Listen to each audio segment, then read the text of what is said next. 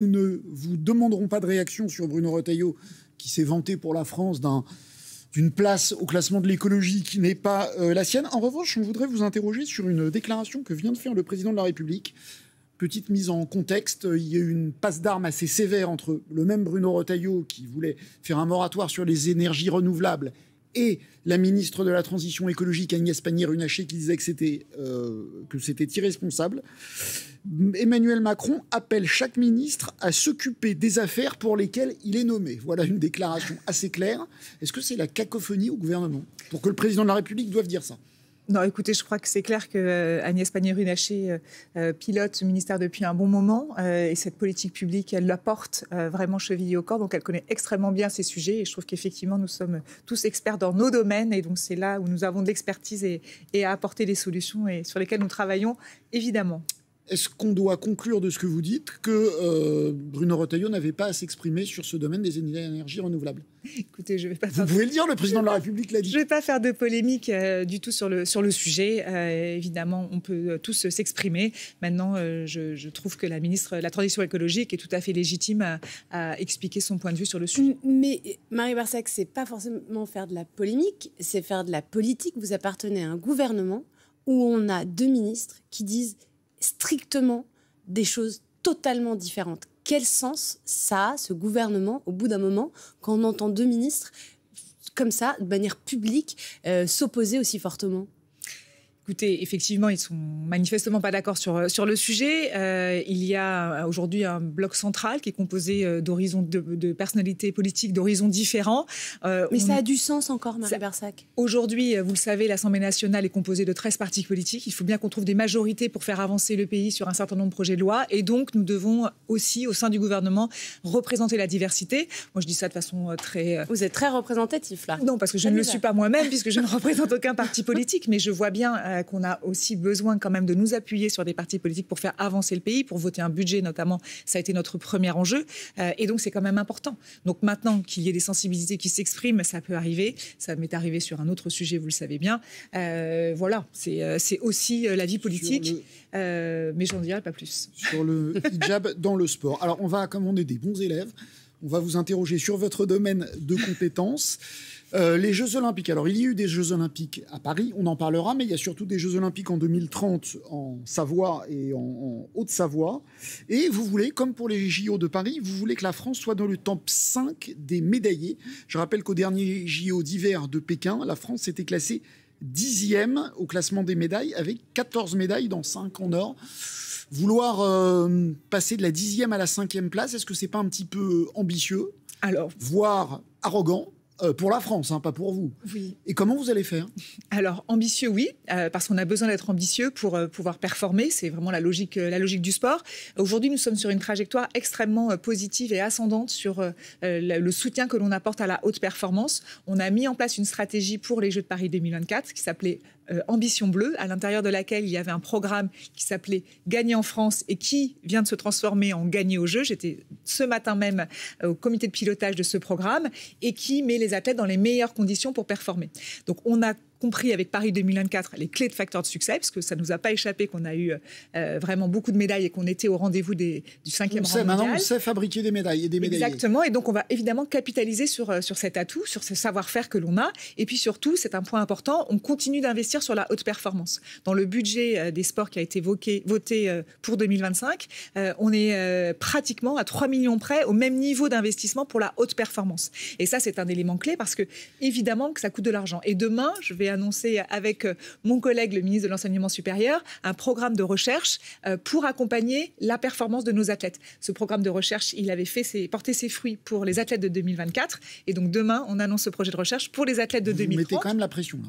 Oui, mais on a besoin de se mettre la pression pour performer. C'est la méthode qu'on a utilisée. Il n'y a pas de raison que ça ne marche pas une deuxième fois. Alors Marie Barsac, c'est très intéressant que vous citiez tous les efforts qui ont été faits pour les JO en 2024 et les résultats que cela a pu donner.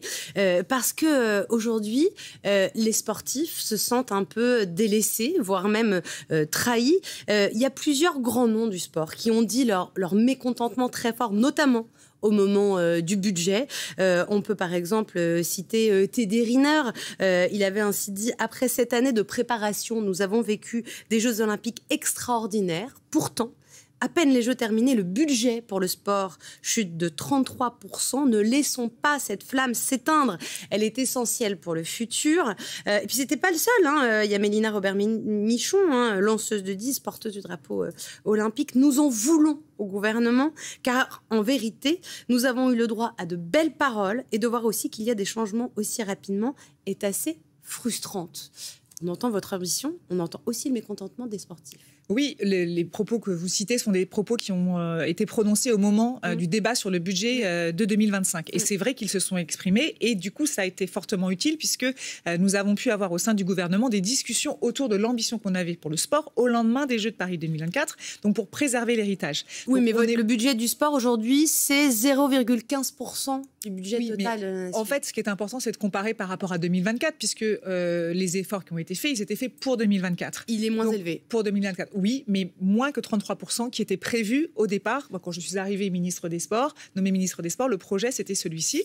Et du coup, nous avons discuté au sein du gouvernement et trouvé une copie qui a été du coup votée par les parlementaires différente. Vous le savez peut-être, vous en souvenez peut-être, les parlementaires, notamment, ont voté une taxe affectée sur les paris sportifs dédiés pour le sport. Vous avez réussi à avoir 80 millions d'euros supplémentaires. Oui, mais ça reste pas au niveau. Alors, écoutez, on est sur une trajectoire. Ce que je vous disais tout à l'heure sur le budget, sur la haute performance, qui intéresse en premier chef les athlètes. Ça, c'est maintenu. Toutes les aides pour les athlètes, je donne aussi un autre chiffre. En 2016, on avait quand même 40% des athlètes qui étaient en dessous du seuil de pauvreté.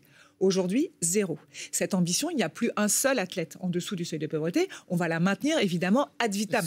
C'est un objectif.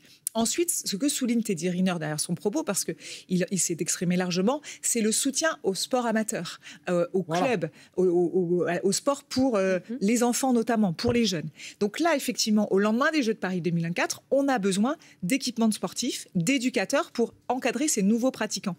Les athlètes ont gagné des médailles, les Français, du coup, ont rejoint des clubs de sport et certaines disciplines n'ont pas pu accueillir tous les nouveaux pratiquants. Ça, c'est un fait. Donc, il faut effectivement s'organiser pour accueillir davantage de pratiquants. Mais donc, vous aurez assez d'argent pour à la fois favoriser la performance, comme vous le dites, et favoriser le sport pour tout le monde ? Eh bien, écoutez, aujourd'hui, c'est le débat que j'ai au sein du gouvernement. Nous sommes, vous le savez, tous les ministères en ce moment en train de discuter de la copie du PLF. Vous l'avez vu, Amélie de Montchalin déjà ? Bien sûr, nous travaillons ensemble régulièrement. Eh bien, écoutez, on discute, on est en pleine discussion, on essaie de trouver des solutions parce que évidemment, elle est comme moi, elle est quand même convaincue qu'on est au lendemain des Jeux. Écoutez, non, mais on discute. J'imagine bien. Non, mais on discute. Mais je vous donne un élément factuel. Vous ne buvez pas des coups, mais non, mais cette semaine, j'ai présenté. Ça avait été un peu compliqué la première fois. Alors, tout à fait. Voilà. Mais nous discutons. Et maintenant, c'est tout.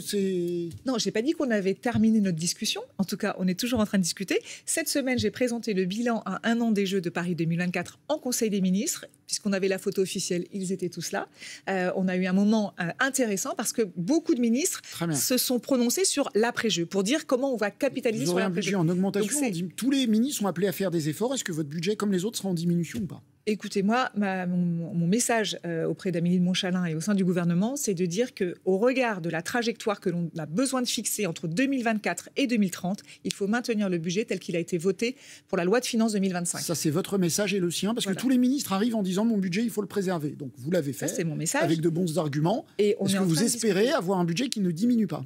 Ah oui, j'espère très fortement. Je suis en train de discuter, comme je vous le dis, notamment avec Amélie de Montchalin, pour trouver des voies pour atteindre cet objectif. Aujourd'hui, je suis mobilisée sur ce sujet. Très bien. On entend, Marie Barsac, votre volonté que l'héritage des Jeux Olympiques, ce soit le sport pour tous. Oui. Ce que vous dites là, ça me rappelle ce qu'avait dit Emmanuel Macron avant les Jeux Olympiques. Je vous propose qu'on l'écoute et je vous fais réagir après. C'est aussi préparer toute la nation au sport. C'est-à-dire faire qu'on ait de plus en plus de Françaises et de Français qui soient licenciés dans des clubs, qui participent au sport, de plus en plus de jeunes qui s'y mettent. Pourquoi ? Parce qu'une nation sportive, c'est une nation en bonne santé. Et donc pour moi, c'est ça un des objectifs de 2024. On monte en charge, on va continuer les initiatives dans les 2 ans, et c'est une partie de ce qu'on appelle l'héritage des JO. Une nation sportive, c'est une nation en bonne santé. Difficile de donner tort au président de la République. Après, il y a la situation. Concrètement, comment ça se passe ? Il y a un rapport du syndicat d'enseignants de la SNEP FSU qui est sorti il n'y a pas très longtemps, là, à la fin du mois de juin, et qui s'est concentré sur les collèges et les lycées. Il ressort de cette étude que la moitié des équipements sportifs sont aujourd'hui insuffisants, souvent vétustes et très éloignés. C'est toujours le même problème, Marie Barsac. Il y a l'ambition et puis il y a les moyens. Et apparemment, clairement, vous ne les avez pas aujourd'hui. Aujourd'hui, il y a une situation sur les équipements sportifs sur lesquels on travaille. Il y a une trajectoire qui a été fixée avec un plan de financement d'équipements sportifs. Donc, entre 2021 et 2023, c'est 5500 équipements sportifs de proximité. C'est un programme porté par le président de la République. Ce programme, il a annoncé son deuxième volet qui a commencé en 2023 et qui se poursuit. Aujourd'hui, c'est 3000 nouveaux équipements sportifs. Donc, on est à 8500 équipements sportifs aujourd'hui qui sont sortis de terre. Mais on peut faire une bataille des chiffres. J'en ai d'autres. Moi, par exemple, côté natation, près de 15% des établissements scolaires n'ont pas accès à une piscine, ce qui représente 500 000 élèves qui ne pourront donc pas avoir accès à un programme qui pourtant est affiché comme prioritaire. C'est que les enfants sachent nager. On est juste la veille, le jour des vacances scolaires, des grandes vacances. Oui, donc voilà, dans les chiffres, il y a aussi tous ces manquements. Mais c'est justement pour ça que sur le plan des équipements sportifs cette année, il y a une priorité qui est faite sur les piscines pour rénover notamment les piscines et les construire. Donc il y a 25% des équipements qui sont dédiés aux piscines parce que c'est un sujet majeur, vous avez raison. Donc pour moi, dans le budget du sport 2026, mon enjeu, c'est effectivement de garder des financements pour continuer à rénover et construire des équipements sportifs parce qu'on en a besoin pour le scolaire, mais aussi pour les clubs. Et les 2 heures de sport de plus par jour au collège, c'en est où? C'est abandonné? Alors, c'est une mesure qui aujourd'hui se déploie dans les quartiers politiques de la ville, dans les cités éducatives. On est en train de regarder sa formule pour l'année prochaine. Ce qui est quand même important, ce sont aussi les annonces d'Elisabeth Borne sur les 30 minutes d'activité physique quotidienne à l'école. Mais sur les 2 heures au collège, ça a été abandonné. C'est pas abandonné, c'est reciblé sur les cités éducatives. La généralisation est abandonnée.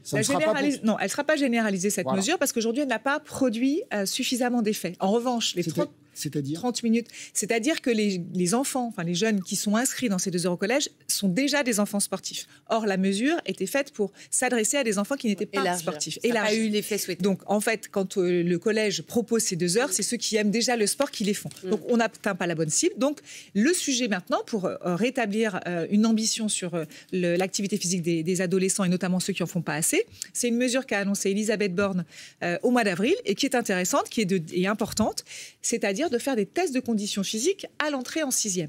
Ça veut dire que quand vous êtes un élève de 6e, vous allez faire un test en mathématiques, un test en français et un test de conditions physiques fait par le professeur de PS. Et qu'est-ce que ça peut entraîner? Alors ensuite, qu'est-ce que ça entraîne? Le professeur de PS, déjà, il va avoir une photographie de la condition physique de ses élèves, il va adapter son programme de PS pour l'année. Il a déjà aujourd'hui sans faire un test formel. Et il peut orienter des élèves vers des pratiques qui sont proposées par l'AS, l'association sportive du collège, pour guider les élèves, pour les encourager à s'inscrire à l'AS. Ensuite, ce qui est intéressant, c'est que le message va aussi s'adresser aux parents. Ils vont recevoir le bilan pour les maths, le français et l'éducation physique et sportive, enfin la condition physique. Et là, l'objectif, c'est de dire aux parents, peut-être mettre un peu moins votre enfant devant les écrans. Chercher une prise de conscience. Exactement. Et encourager les parents à inscrire leurs enfants dans les clubs. Parce qu'aujourd'hui, ce qui fait du mal à notre jeunesse, c'est évidemment les écrans. La prégnance des écrans ne fait que grandir. Et ça, c'est un enjeu de santé publique sur lequel on a besoin d'alerter massivement les parents. Et à ce moment-là, à 11 ans, il est encore temps de changer les façons de faire. Les enfants sont encore assez obéissants vis-à-vis des parents. Donc, c'est le bon moment pour Vous faire... confirmez? Ça dépend des enfants. En tout cas, c'est un âge où on peut décider d'acheter ou pas un smartphone, par exemple, à son enfant, et donc prendre conscience de son niveau de condition physique et de son utilisation du smartphone, s'il en avait un. Oui. Vous aviez une question. Oui, je voudrais parler de foot. Oui. On sait, alors ça échappe en partie à la sphère publique, mais on sait que les droits de diffusion de foot sont en train d'être négociés. Le foot est quand même le sport le plus populaire en France. Il y a des millions de Français qui veulent regarder du foot le week-end. Est-ce que vous pouvez le rassurer qu'il y a une rupture des droits avec le diffuseur de la Ligue qui s'appelle DAZN? Est-ce que vous êtes certaine que le championnat de France de foot sera retransmis à la télé la saison prochaine? Écoutez, oui. Nicolas Taverneau a mené un gros travail depuis son arrivée au mois d'avril, puisque c'était son objectif qu'il puisse Nicolas Taverneau, qui est donc le directeur général de LFP Média, la Absolument. structure en charge de la construction de cette chaîne pour diffuser la Ligue 1.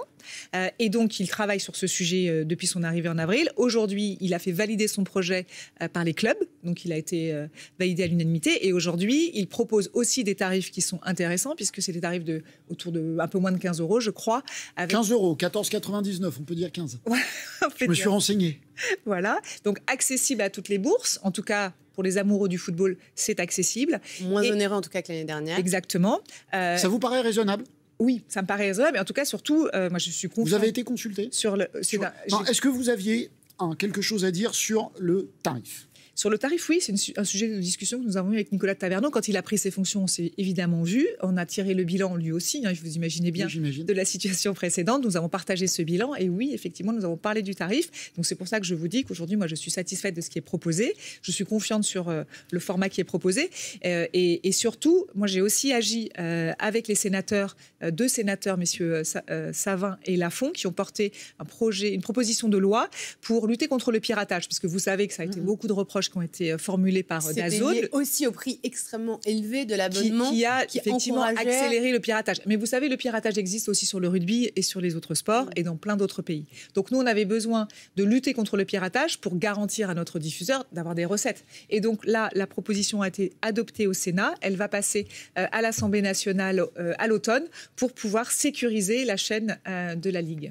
15 €, effectivement, c'est assez raisonnable pour les utilisateurs. Est-ce que ça va permettre aux clubs, parce que moins nous payons cher le droit de regarder les matchs, moins les clubs ont d'argent, est-ce que ça va permettre aux clubs français de vivre suffisamment bien ? Ça va surtout encourager les clubs, mais ils le font déjà, à prendre conscience qu'ils ont beaucoup vécu au-dessus de leurs moyens et qu'aujourd'hui, il est temps de réduire la voilure, notamment de leur budget, pour ne plus compter sur des Donc les recettes. stars, les Messi, Mbappé, tout ça en France, c'est fini. Non, c'est pas ce que je dis. Ça sera leur stratégie. Ils peuvent. Ils viennent rarement. Ils viennent rarement. C'est pas des philanthropes généralement. Non, mais en tout cas, ça c'est les stratégies de recrutement des clubs. Je ne vais pas me prononcer sur le sujet. Ce qui est certain, c'est qu'ils ont aujourd'hui à prendre des décisions courageuses. Je prends le cas de Lens. Le président a annoncé aujourd'hui qu'il réduisait presque de moitié sa masse salariale. Donc ces décisions courageuses, beaucoup de clubs vont devoir les prendre parce qu'il en va de leur viabilité économique. Et de toute façon, depuis tout l'hiver, moi j'ai beaucoup discuté avec les présidents de clubs parce que vous le savez, il y a par ailleurs un projet de réforme du football professionnel. Ils ont quand même bien conscience que la crise aujourd'hui que vit le football, notamment financière, économique, c'est pas une crise conjoncturelle. C'est une crise qui va durer parce qu'il va falloir remonter la pente. Et donc, il va y avoir effectivement quelques années difficiles. Mais c'est pour le meilleur, pour effectivement consolider, fortifier l'économie du football. Une autre question, football. On voit en ce moment la Coupe du Monde des clubs aux États-Unis. Il fait 40 degrés, les matchs sont interrompus à cause des conditions météorologiques. On envoie les footballeurs quand même jouer dans des conditions difficiles. Quel sens ça a de jouer une Coupe du Monde aux États-Unis l'année prochaine? On va regarder la carte des... Non, quel sens ça a déjà sur le plan climatique? On voit les endroits où vont se jouer des matchs, au sud, à Atlanta, à Miami, là où il fait en ce moment 40 degrés. Est-ce que ça a du sens?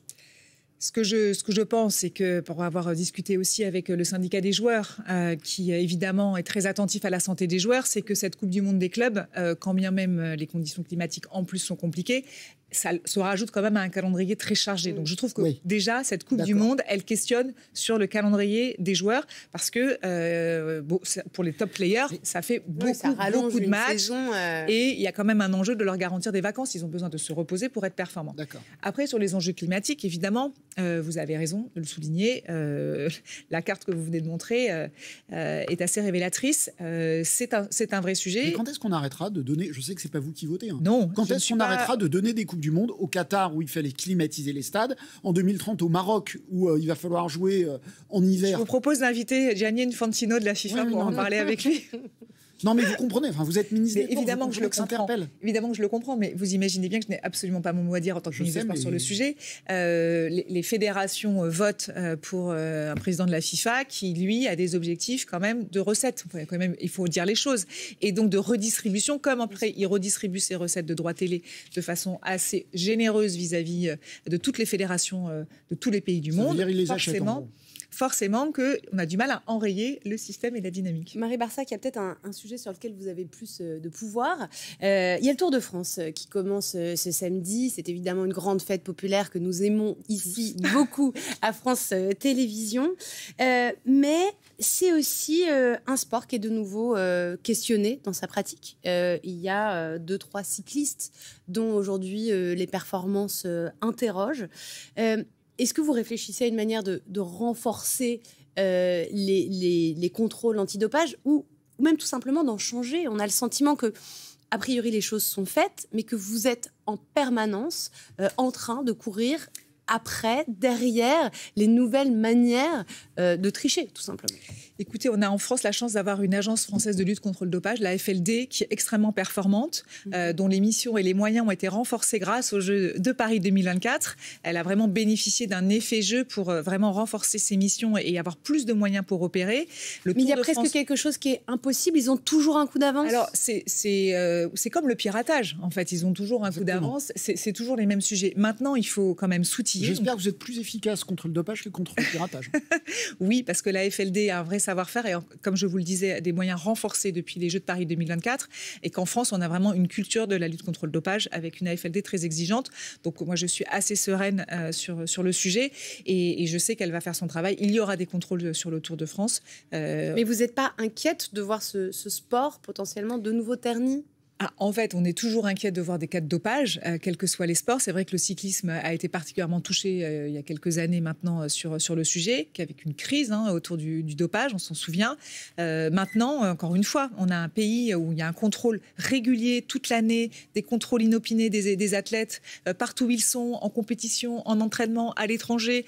C'est quand même un suivi longitudinal de tous ces athlètes, de tous ces cyclistes, qui quand même nous donne des garanties.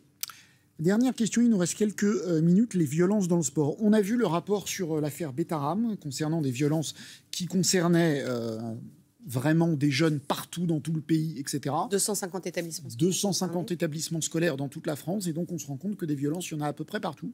Et on s'est aussi rendu compte ces derniers mois que des violences, il y en avait aussi beaucoup dans les clubs de sport et dans le sport. Qu'est-ce que vous faites pour lutter contre ça ? Effectivement, vous avez raison de le souligner, c'est un fléau sur lequel il faut vraiment se mobiliser fortement. Depuis 2020, le ministère des Sports, et c'était Roxana Maracineanu qui était ministre à l'époque, qui s'est beaucoup engagée sur ce sujet. Une plateforme a été créée, Signal Sport, qui est une plateforme de signalement pour permettre aux victimes de signaler les circonstances, les cas, les agressions dont elles ont pu être victimes. Ça déclenche derrière à la fois un accompagnement pour la victime, pour l'aider dans des démarches judiciaires, mais aussi psychologiques, mais surtout ça déclenche des démarches administratives et judiciaires pour Vous avez été beaucoup saisie sur et donc cette plateforme ? Oui, cette plateforme, elle a été effectivement beaucoup saisie. Elle a fait l'objet du coup de mise à l'écart évidemment immédiate de ces auteurs de ces encadrants sportifs. Voilà. Et à cette plateforme, je veux quand même dire qu'il y a aussi un contrôle de l'honorabilité qui s'est mis en place. Ce contrôle de l'honorabilité, il est très important. Il existait dans le sport pour les salariés du sport, ceux qui avaient une carte professionnelle, mais pas pour les amateurs. Ceux qui, bénévolement, encadraient les jeunes, étaient au contact des jeunes. Et donc aujourd'hui, cette contrôle de l'honorabilité qui se fait en fait avec les fichiers de bénévoles, qu'ils soient arbitres, dirigeants, éducateurs, est aujourd'hui croisé avec le fichier de la justice pour identifier si ces personnes ont un casier sur des sujets d'agression. Juste en 2 mots, c'est une obligation de le faire. Exactement. Donc aujourd'hui, toutes les fédérations françaises se sont mobilisées sur le sujet. Donc il y a un gros travail qui est fait. Moi, je remercie les bénévoles qui font le travail quand même d'enregistrer les licenciés pour qu'on puisse faire ce contrôle. Merci infiniment. Marie Barsac, invitée de France Info, ministre des Sports, de la Jeunesse et de la Vie associative.